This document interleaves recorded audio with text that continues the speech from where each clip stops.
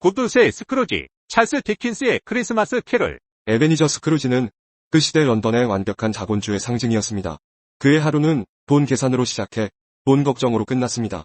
직원들에게는 추운 겨울에도 석탄을 아끼라며 질책하고 자신은 돈을 모으는 데에만 혈안이 되어 있었습니다. 밥 크레치, 그의 성실한 직원은 겨우 연명할 정도의 급여를 받으면서도 늘 감사하며 일했지만 스크루지는 그의 태도마저 무시하며 이렇게 말하곤 했습니다. 가난한 사람들이 행복해 보이는 꼴을 못 보겠군.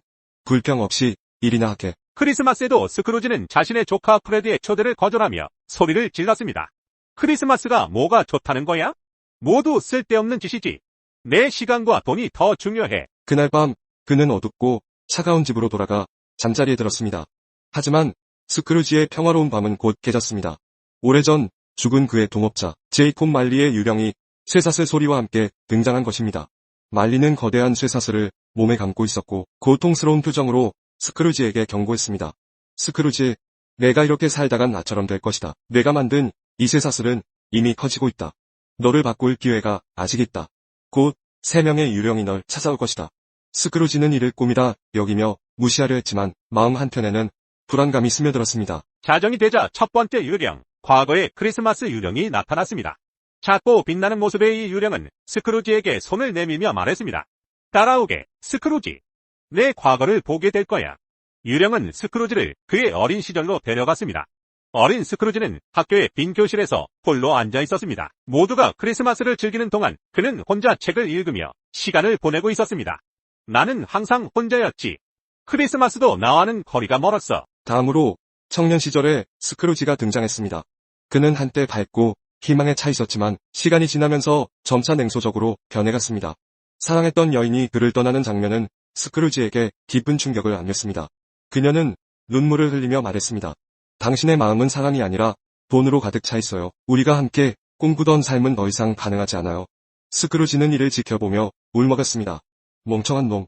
왜 그렇게 돈에 집착했지?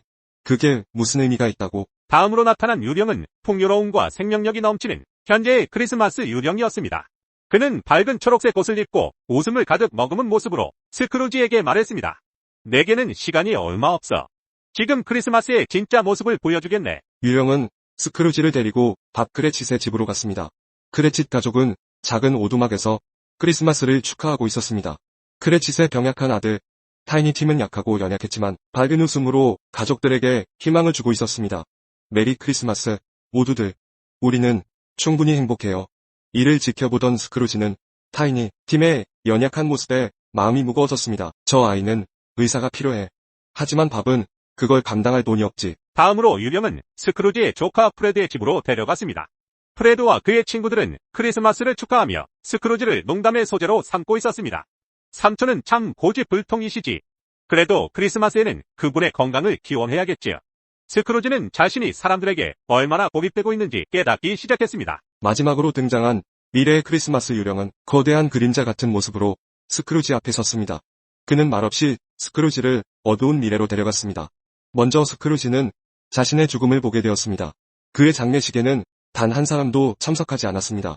거리의 사람들은 그의 죽음을 비웃으며 이렇게 말했습니다.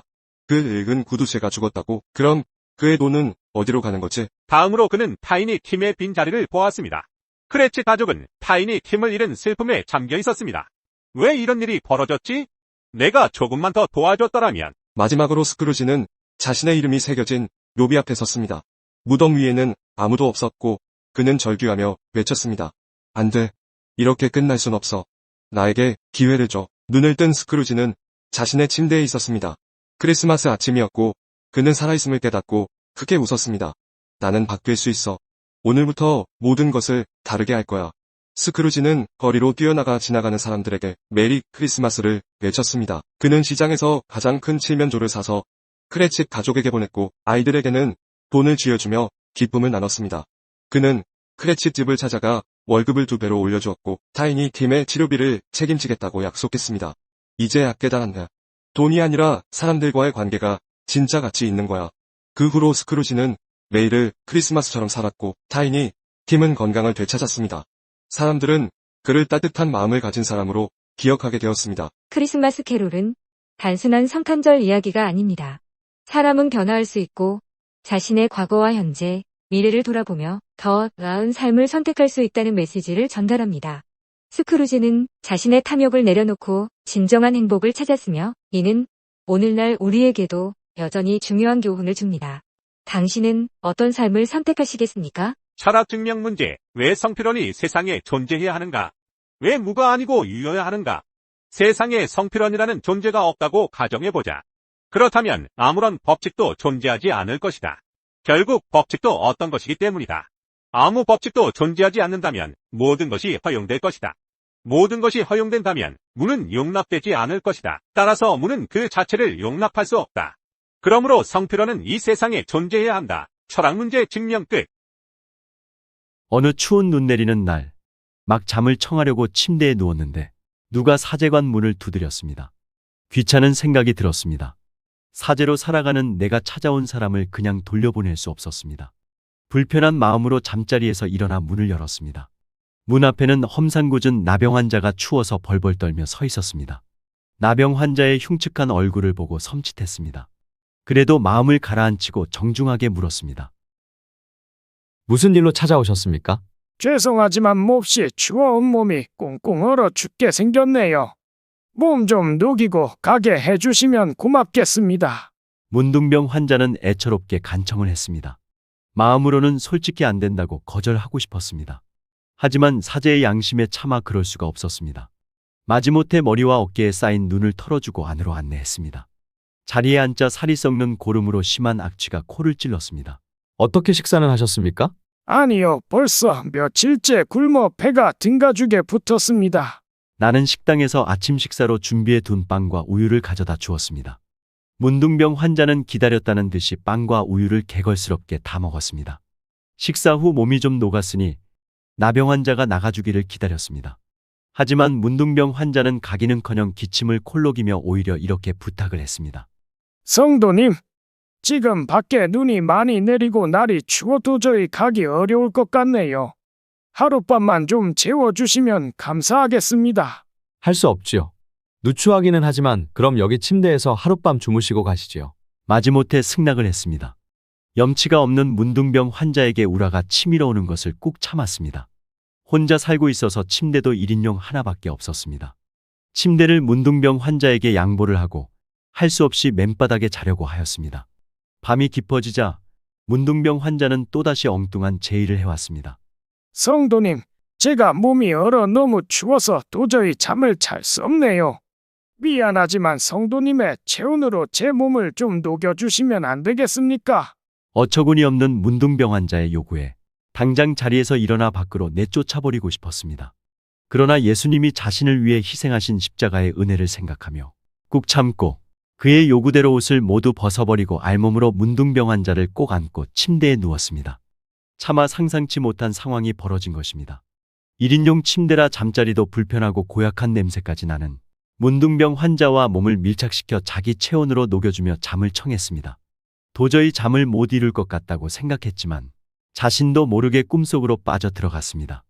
꿈속에서 주님께서 환히 기쁘게 웃고 계셨습니다. 프란시스코야, 나는 내가 사랑하는 예수란다. 내가 나를 이렇게 극진히 대접했으니 하늘의 상이 클 것이다. 주님, 나는 아무것도 주님께 드린 것이 없습니다. 꿈속에서 주님의 모습을 보고 깜짝 놀라 자리에 일어났습니다. 벌써 날이 밝고 아침이었습니다. 그러나 침대에 같이 자고 있어야 할 문둥병 환자는 온데간데 없었습니다. 뿐만 아니라 고름 냄새가 배어 있어야 할 침대에는 오히려 향긋한 향기만 남아있을 뿐 왔다간 흔적도 없이 사라졌습니다. 그분이 주님이셨군요. 주님이 부족한 저를 이렇게 찾아주셨군요. 감사합니다. 무릎을 꿇고 엎드렸습니다. 모든 것을 깨닫고 밤에 문둥병 환자에게 불친절했던 자신의 태도를 회개하며 자신과 같은 비천한 사람을 찾아주신 하나님께 감사기도를 올렸습니다. 이 기도가 바로 전 세계에서 가장 사랑받는 프란시스코의 평화의 기도입니다. 주님, 저를 평화의 도구로 써주소서. 미움이 있는 곳에 사랑을, 다툼이 있는 곳에 용서를, 분열이 있는 곳에 일치를, 의혹이 있는 곳에 신앙을, 그릇됨이 있는 곳에 진리를, 절망이 있는 곳에 희망을, 어둠이 있는 곳에 빛을, 슬픔이 있는 곳에 기쁨을 가져오는 자가 되게 하소서. 위로받기보다는 위로하며, 이해받기보다는 이해하며, 사랑받기보다는 사랑하게 하여 주소서. 우리는 줌으로써 받고 용서함으로 용서받으며 자기를 버리고 죽음으로써 영생을 얻기 때문입니다. 메리 크리스마스.